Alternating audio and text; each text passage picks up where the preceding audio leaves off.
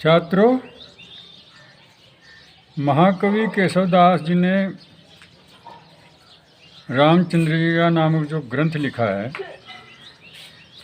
उसमें एक प्रसंग आया स्वयंवर कथा। और ये स्वयंवर कथा का शीर्षक इस हमारी कक्षा 12 की जो पुस्तक है काव्यांजलि, ये इसमें दिया गया है और हम आज इसका अध्ययन करेंगे। पहले इसका वाचन करेंगे और फिर इसकी व्याख्या करेंगे। खंड परस को शोभिजे सभा मध्य को दंड, मानव शेष अशेष धरनहार बरी बंड रे भैया, धरनहार बरी बंड। खंड परस को शोभिजे। देखिए, जब सीता जी का स्वयंवर हो रहा था तो जैसा कि ज्ञात है कि वहाँ पर शिव जी का धनुष रखा गया था सभा में कि जो इसको तोड़ देगा उसी के साथ सीता का विवाह होगा। तो उसको तोड़ने के लिए बहुत लोग वहाँ इकट्ठे हुए थे। तो ये उस समय का वर्णन है। इसमें बताया गया है कि सबसे पहले खंड परस कहते हैं शिव जी को। खंड परस को शोभिजे, यानी शिव जी का धनुष शोभित हो रहा है सभा मध्य, सभा के बीच में। कोदंड कहते हैं धनुष को, यानी शिव जी का धनुष उस सभा के मध्य में। कौन सी सभा के मध्य में? जो स्वयंवर करने के लिए राजा जनक ने जो सभा बुलाई है उसके बीच में उस धनुष को रख दिया गया है और वो वहाँ शोभित हो रहा है। और वो ऐसा दिखाई दे रहा है कि मानो शेष अशेष धर, यानी शेष नाग जिसने इस सारी पृथ्वी को धारण कर रखा है, वो प्रबल शेष नाग की तरह वो धनुष दिखाई दे रहा है। तो इसमें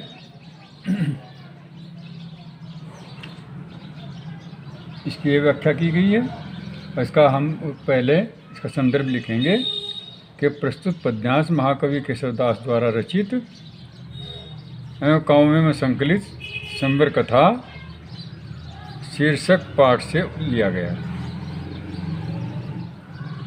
और प्रसंग लिखेंगे इसका कि इस पद में विश्वामित्र जी ने के यज्ञ में जनकपुर से आया हुआ एक ब्राह्मण पथिक शिव धनुष की शोभा का वर्णन करता है।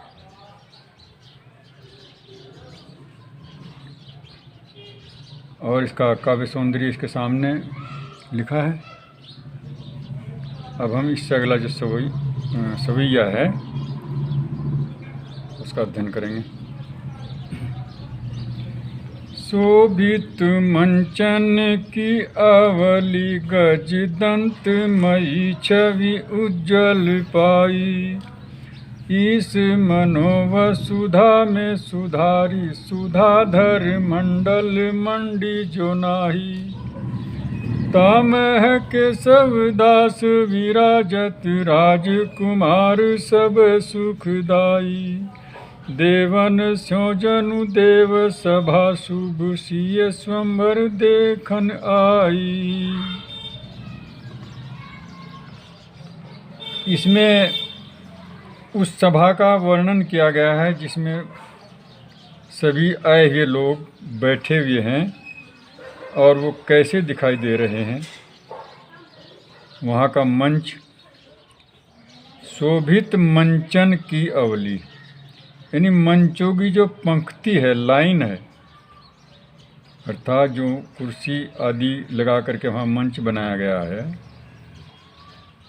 तो वो काहे का बना हुआ है? गज दंतमयी, हाथी दांत, हाथी के दांतों से। जैसी उनकी हाथी के दांतों की सुंदरता होती है, वैसी ही उस सभा में जो मंच बनाया गया है उसकी उज्ज्वलता दिखाई दे रही है। अर्थात वो इतना चमकदार, इतना सुंदर और पंक्तिबद्ध तरीके से बनाया गया है जो सबको ही बड़ा सुंदर दिखाई दे रहा है। और आगे बताया है कि वो ऐसा दिखाई दे रहा है, ईस मनोवसुधा में सुधारी, सुधाधर मंडल मंडी जुन। और ऐसा दिखाई दे रहा है कि मानो शंकर जी ने, ईश ने का मतलब शंकर जी या शिव जी, मानो वसुधा में यानी पृथ्वी के ऊपर सुधाधर मंडल जो नहीं, सुधाधर मंडल कहते हैं चंद्रमा का जो मंडल है, उसकी जो ज्योति है, उसका जो प्रकाश है चंद्रमा का, चारों तरफ जो घेरा बना हुआ है, जैसा उसका प्रकाश दिखाई देता है, मानो ऐसी ही ज्योति जो वहाँ का वो मंच बना हुआ है उस स्वयंवर का, तो ऐसा दिखाई दे कि मानो पृथ्वी पर ईश ने उसको ही उतार कर रख दिया है। किसको? चंद्रमंडल के की प्रकाश को ज्यों का त्यों उतार करके पृथ्वी पर सुधार करके रख दिया है। ये उससे उपमा दी है। तो तामह केशव दास विराजत, राजकुमार सबे सुखदाई। और उस मंचों पर, उन मंचों पर, उन कुर्सियों पर जो लगाई गई हैं, उनके ऊपर देश देश के आए हुए राजकुमार वो विराजमान है। और कैसा दिखाई दे रहा है वो? देवन स्योजु जनु देव सभा, शुभ सिय संवर देखन आई। यानी जो देवताओं की सभा है देवपुर में, देवलोक में, जो देवताओं की जो सभा है, मानो वो पूरी की सभा ही सीता का स्वयंवर देखने के लिए धरती पर आई है, ऐसा दिखाई दे रहा है। तो केशवदास जी ने इसमें सवैये में वहाँ की उस शोभा का, उस सभा की सुंदरता का बड़े सुंदर ढंग से ये वर्णन प्रस्तुत किया है। तो ये इसका भावार्थ है और इसमें लिखेंगे हम इसका, वो देखिए संदर्भ तो एक ही रहेगा बस, और इसमें प्रसंग लिखेंगे हम इसका कि स्वयंवर स्थल का वर्णन इस काव्यांश में किया गया है। अब हम इससे अगला पद्यखंड जो है उसका वर्णन करेंगे। पावक पवन मणि पन्नग पतंग पितृ, जेते ज्योतिवंत जग ज्योतिषीनी गाए हैं, ज्योतिषीनी गाए हैं। असुर प्रसिद्ध सिद्ध तीरथ सहित सिंधु, केशव चराचर जे वेदन बताए हैं, वेदन बताए हैं। अजर अमर अज अंगी और अनंगी सब, बरनी सुनावे ऐसे कौन गुण पाए हैं, कौन गुण पाए हैं। सीता के स्वयंवर को रूप अवलोकी बेकूफ, भूपन को रूप धरी विश्वरूप आए हैं, विश्वरूप आए हैं। पावक कहते हैं अग्नि को, पवन हवा को, मणिपन्नग जो मणियों वाले सांप वगैरह हैं, पतंग पक्षी, पितृ जो हमारे पूर्वज थे, जेते ज्योतिवंत जग ज्योतिषन गए, और संसार में जितने भी प्रकाश करने वाले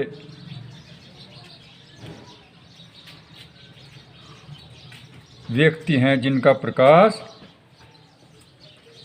संसार में फैल रहा है, जिनका यह संसार में फैल रहा है, या जो चमकदार वस्तुएं हैं, चूर सूर्य चंद्रमा आदि, जितने भी ज्योतिषियों ने बताए हैं, यानी ब्राह्मणों ने, पंडितों ने, ज्योतिषियों ने जितने भी ज्योति प्रकाश करने वाले बताए हैं, वो सब, उसमें अग्नि भी है और हवा, सर्पों मणि वाले सर्प, पतंग, पितृ आदि सब, तो वो सब जो हैं, एक तो हुआ है इसमें। दूसरे असुर प्रसिद्ध सिद्ध तीर्थ सहित सिंधु। असुर कहते हैं राक्षसों को, राक्षस भी आए हैं। प्रसिद्ध सिद्ध तीर्थ सहित सिंधु, और सिंधु जो है, समुद्र जो है, वो अपने सभी तीर्थों के साथ, उनके साथ सिद्धों, जो सिद्ध तीर्थ हैं, उनके साथ आए हैं। केशव चराचर जे वेदन न गए। केशवदास जी कहते हैं, चर और अचर जितने भी संसार के पदार्थ हैं, या व्यक्ति हैं, या प्राणी हैं, जो वेदों ने बताए हैं, वो सब इसमें आए हैं। और कौन आए हैं? अजर, अजर जो जिनको जर नहीं होता, जो क्षीण नहीं होते, ऐसे व्यक्ति, और जो अमर हैं, जो मरते नहीं। अज, अज कहते हैं जो अजन्मा है, जिनका जन्म नहीं होता। अंगी शरीरधारी, अनंगी और जिनका शरीर भी नहीं है, वो सब वर्णी सुनावा ऐसे कौन गुण गाए, और जिनका वर्णन भी नहीं किया जा सकता, जिसके गुणों को कोई वर्णन भी नहीं कर सकता, ऐसे सभी लोग इस स्वयंवर में उपस्थित हुए हैं। सीता के स्वयंवर को रूप अवलोकिबेको, यानी सीता का जो स्वयंवर हो रहा है, वो इतना रूपवान है कि मानो संसार के जो सभी राजा हैं, वो अनेक रूप धारण करके सुंदर सुंदर जो युवक हैं और जो राजा लोग हैं, वो सब इस स्वयंवर में आए हुए हैं। ये इसका भावार्थ है। और इसका प्रसंग लिखेंगे कि सीता स्वयंवर में सम्मिलित होने के लिए सारे संसार के प्राणी आए हैं। उन्हीं का वर्णन जनकपुर से आया ब्राह्मण कर रहा है। तो अब हम इससे अगला सवैया जो है उसका अध्ययन करेंगे। सातहु दीपन के अवनी पतिहारी रहे, जिए में जब जाने बीस बिसे व्रत भंग भयो, सो कहो अब केशव को धनु ताने। शोक की आगी लगी परिपूर्ण, आई गए घन श्याम बिहाने। जानकी के जन कादिक के सब फूल उठे, तरु पुण्य पुराने। सातों दीपन के अवनीपति, सातों द्वीप जो 7 महाद्वीप हैं, उन सभी के राजा लोग हार ही रहे। जब हार चुके अर्थात धनुष को तोड़ नहीं सके, सब अपने शक्ति को थका बैठे, अर्थात कोई भी धनुष को नहीं तोड़ सका। और जब ये अपने हृदय में राजा जनक ने ये बात जान गई, ये बात सोच ली, समझ गए कि अब इस धनुष को कोई नहीं तोड़ सकता, क्योंकि सब राजा जो हैं वो कोशिश कर करके हार गए हैं। 20 बिसे व्रत भंग भयो, 20 बिसे का मतलब पूरा का पूरा, उनका जो व्रत था वो टूट गया। क्या व्रत था राजा जनक का? कि सीता का विवाह उसी के साथ होगा जो इस धनुष को तोड़ेगा। लेकिन वहाँ किसी ने भी नहीं तोड़ा, सब जो है वो हार गए। तो इससे राजा जनक को ये दिखाई दिया कि अब तेरा व्रत जो है, तेरा नियम जो है, जो प्रतिज्ञा की थी, वो बिल्कुल सारी की सारी ही भंग हो गई, टूट गई। अब केशव को धनु ताने, और केशवदास जी कहते हैं कि अब धनुष को तानने वाला अर्थात उसको तोड़ने वाला कोई भी नहीं शेष रहा। शोक की आगी लगी परिपूर्ण, और वहाँ शोक की आग पूर्ण रूप से लग गई, अर्थात सब जगह शोक ही शोक फैल गया। क्यों? क्योंकि सब दुखी हो गए कि अब क्या होगा। इस बात का सबको शोक हो गया कि राजा जनक तो अपनी हट पर डटे बैठे हैं कि सीता का विवाह उसी के साथ होगा जो धनुष तोड़ेगा, लेकिन धनुष टूटने वाला नहीं है, तो सीता को जो कंवारी रहना पड़ेगा। तो इसलिए सबके अंदर एक शोक की भावना पैदा हो रही है। तो जब ये भावना वहाँ इतनी अधिक बढ़ रही थी कि सब लोग दुखी थे, तो उसे दूर करने के लिए वहाँ पर घनश्याम अर्थात रामचंद्र जी और लक्ष्मण जी वो आ गए। आई गए घनश्याम बिहाने, उसको दूर करने के लिए, उस शोक की आग को दूर करने के लिए रामचंद्र जी और लक्ष्मण जी अपने गुरु शांत के साथ आ पहुँचे। जानकी के जन कादिक के सब फूल उठे, तरु पुण्य पुराने। जानकी मतलब सीता जी, और जनक आदि, जनक राजा जनक और वहाँ के उनके परिवार के सभी लोग, उनके संबंधी लोग, ऐसा मालूम हुआ कि मानो उनके पुराने पुण्य जो उन्होंने पुराने पहले जन्म में पहले अच्छे कार्य किए थे, उनके फल देने का वक्त आ गया है। मानो उनके पुराने पुण्य फूल उठे हैं। रामचंद्र जी के आने से सबको ऐसा दिखाई दिया कि मानो उनका सौभाग्य हो गया कि अब कुछ न कुछ इसमें होगा। इस बात का सबको अनुभव हुआ रामचंद्र जी के आने पर। तो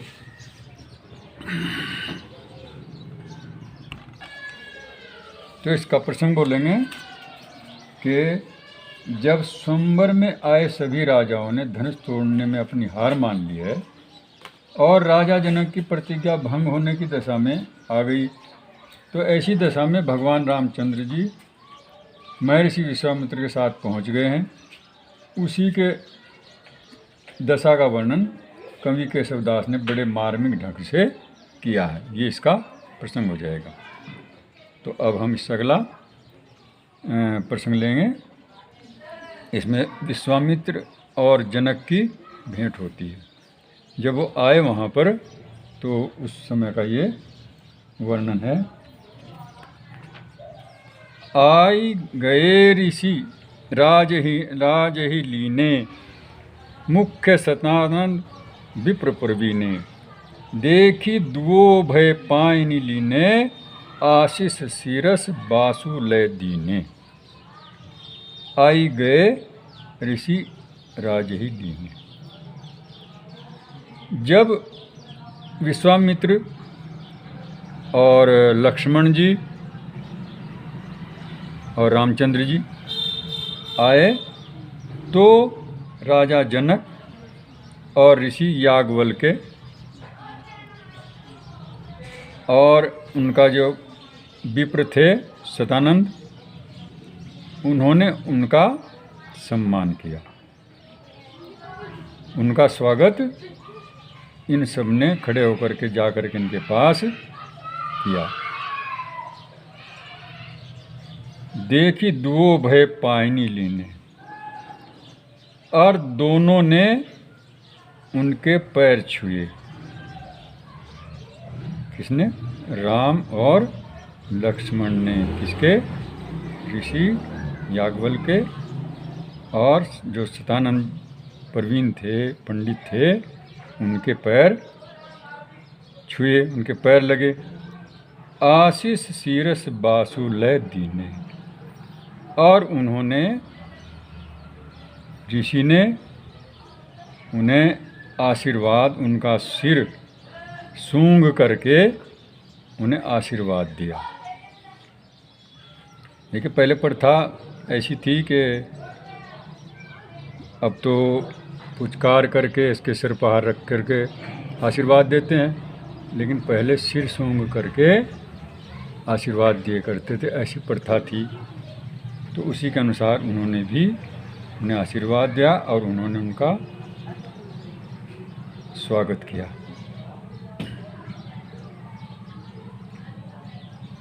अब अगला सवैया है।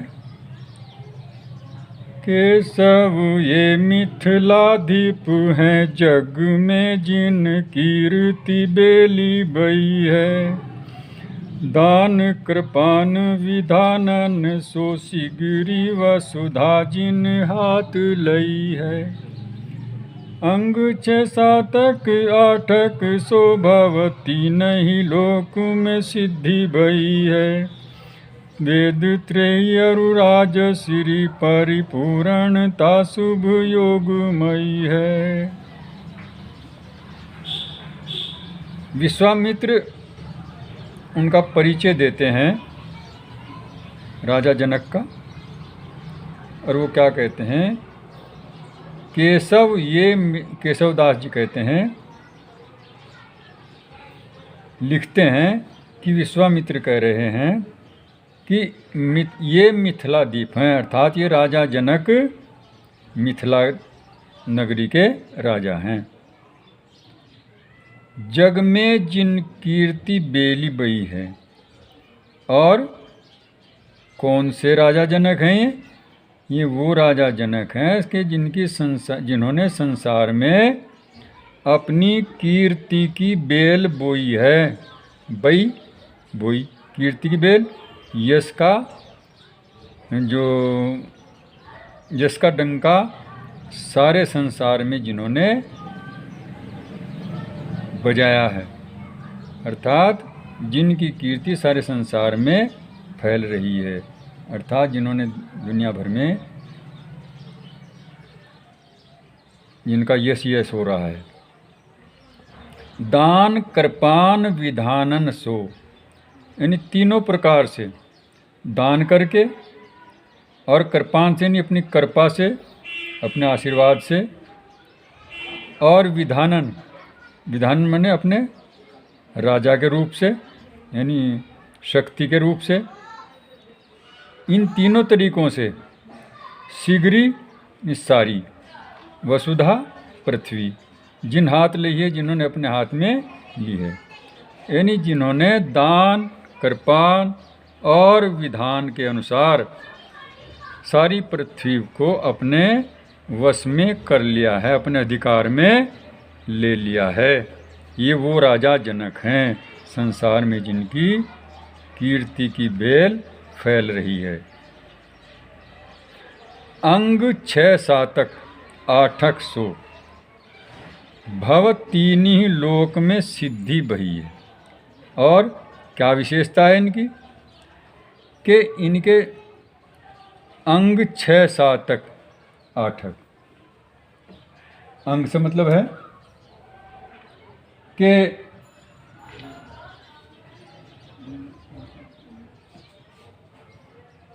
उसके वेद के 6 अंग होते हैं, उन 6 अंगों की बात कही है।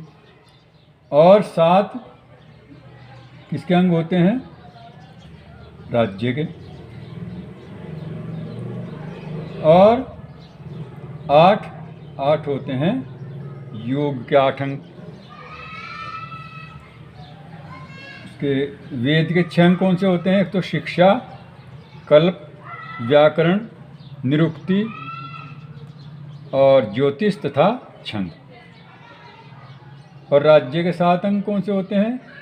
एक राजा, मंत्री, कोष, मित्र, देश, दुर्ग और सेना।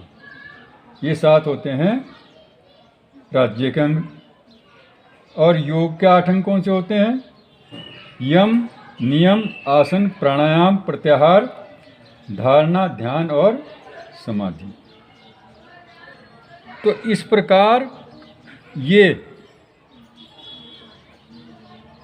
अंग 6 यानी शिक्षा के भी 6 अंग और राज्य के भी 7 अंगों और योग के भी 8 अंगों को भव तीन ही लोक में सिद्धि भई है। इन्होंने तीनों लोकों में इनमें सिद्ध कर लिया है, यानी ये इसके पूर्ण रूप से जानकार हैं और इसका ये इन सभी अंगों को ये भली प्रकार अपने जीवन में प्रयोग करते हैं।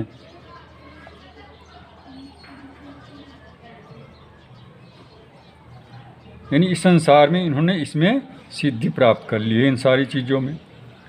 वेद त्रयी अरु राजश्री। वेद त्रयी यानी तीनों वेद जो हैं उससे उनके ज्ञान से संबंधित बात है। और राजश्री जो उनकी धन वैभव, उनकी संपन्नता जो है, तो उसमें वेद त्रयी अरु राजश्री परिपूर्णता शुभ योगमयी है। इससे यह भी ध्वनि निकलती है कि जनक वेद वेदांतों के ज्ञाता और राजश्री से युक्त होने पर भी शुभ योग ब्रह्मा वो से युक्त थे। यानी इन दोनों चीज़ों से ये पूर्ण रूप से युक्त थे, यानी ये सब चीज़ें इनके अंदर मौजूद थी और इसी से उन्हें विधेय कहा जाता है। यानी वेत्री और राजश्री इसमें इन्होंने पूर्णता प्राप्त कर ली थी और ये योग में ये अपना जीवन और अपना प्रभाव इनका इसके ऊपर पूर्ण रूप से विश्वास था और ये अपने जीवन में इसका उपयोग करते थे।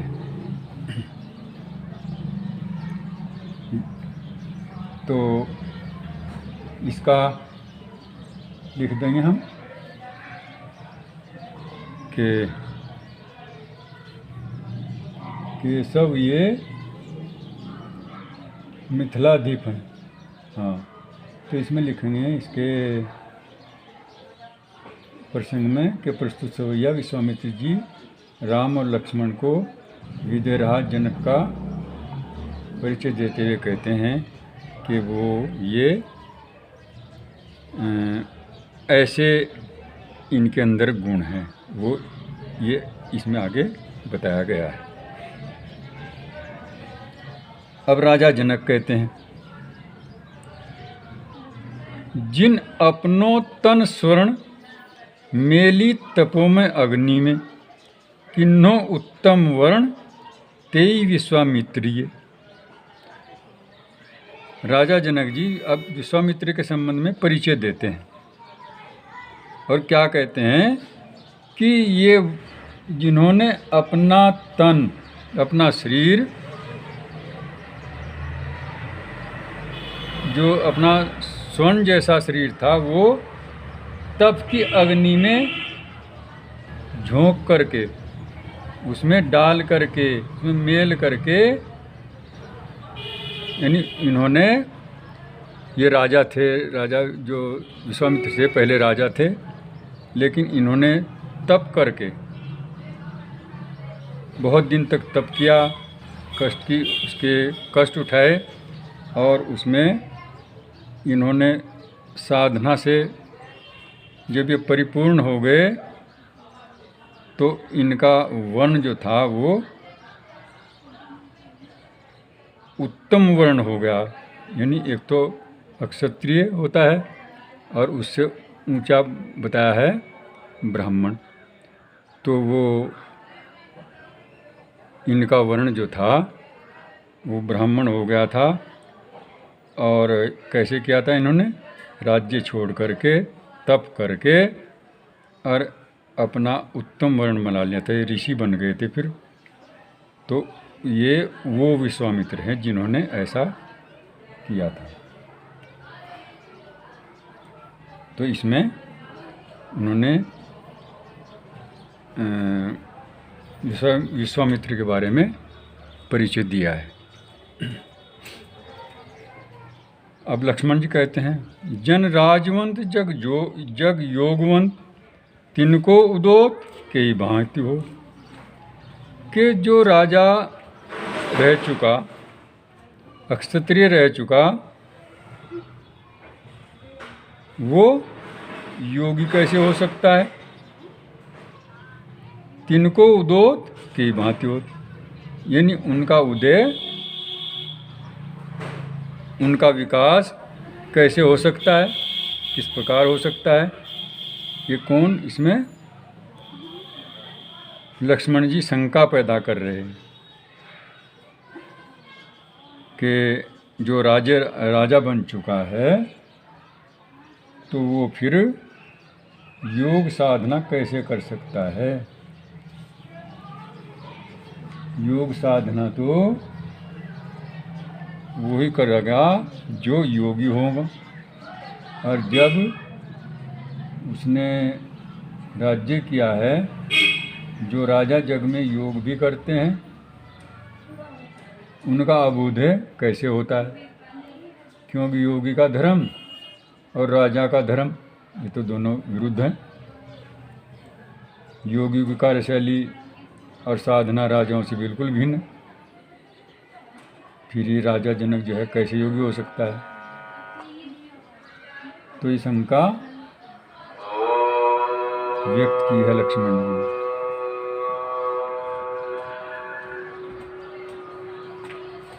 अब